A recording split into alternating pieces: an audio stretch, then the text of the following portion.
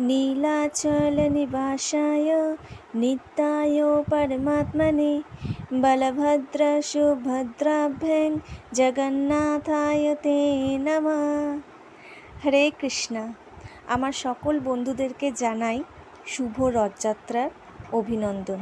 আজ আমার ঘরে জগন্নাথ দেবের ছোট্ট পুজোর আয়োজন করা হয়েছিল, আর সেই পুজো আমিই করেছি।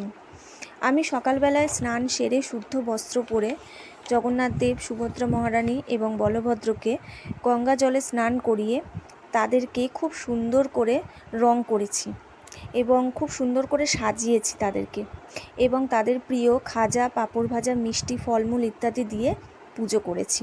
আমরা তো প্রায় সকলেই জানি প্রভু জগন্নাথ দেব, প্রভু বলরাম দেব এবং মাতা সুভদ্রা মহারানীকে রথে চড়িয়ে রশি টেনে মাসির বাড়ি নিয়ে আসা হয়।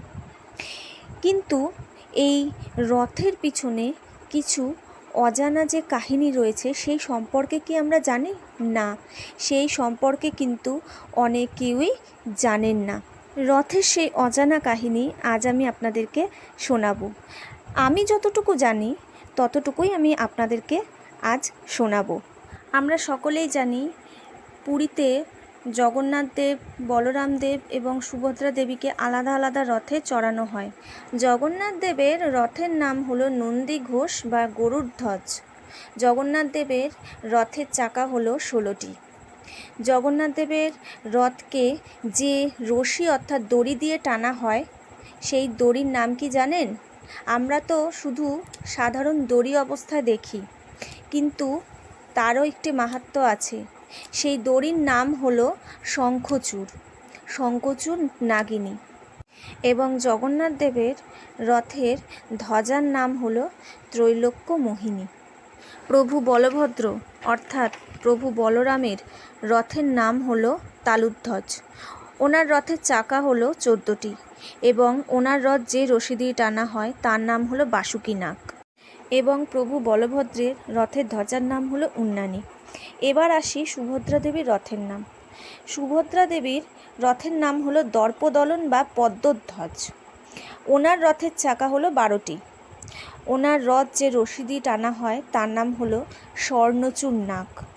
ওনার রথের ধ্বজার নাম হলো নাদাম্বিকা। কথিত আছে যে কোনো পুণ্যার্থী যদি এই 3টি রথের দড়ি একবার স্পর্শ করেন তাহলে তার শরীরের অর্ধেক পাপ খণ্ডন হয়ে যায়।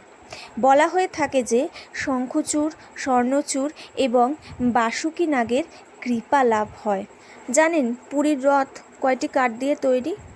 206টি কাঠ দিয়ে তৈরি।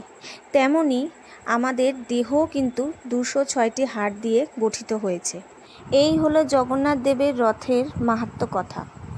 আমি যতটুকু জানি ততটুকুই আমি তোমাদের সঙ্গে শেয়ার করলাম। বন্ধুরা, আমার এই ভিডিওটি যদি তোমাদের ভালো লেগে থাকে আর তোমরা যদি প্রভু জগন্নাথের ভক্ত হয়ে থাকো, তাহলে তোমরা কমেন্ট বক্সে এসে একবার জয় জগন্নাথ লিখে যাও। আর ভিউয়ার্স বন্ধুরা, তোমরা যারা আমার চ্যানেলটিকে নতুন দেখছো, যদি তোমাদের ভিডিওটি ভালো লেগে থাকে তাহলে প্রভু জগন্নাথের নামে আমার চ্যানেলটিকে প্লিজ সাবস্ক্রাইব করে দিও। লাইক, কমেন্টস আর শেয়ার করতে কিন্তু ভুলো না। তো আজকের দিনটা তোমরা খুব মজা করে কাটাও, খুব আনন্দ করে কাটাও। আর ঘুগনি, পাঁপড় ভাজা, ফুচকা, আইসক্রিম যা যা খেতে ইচ্ছা হয় তাই খেও। তো আজকের মতন বিদায় বন্ধুরা। হরে কৃষ্ণা, জয় জগন্নাথ।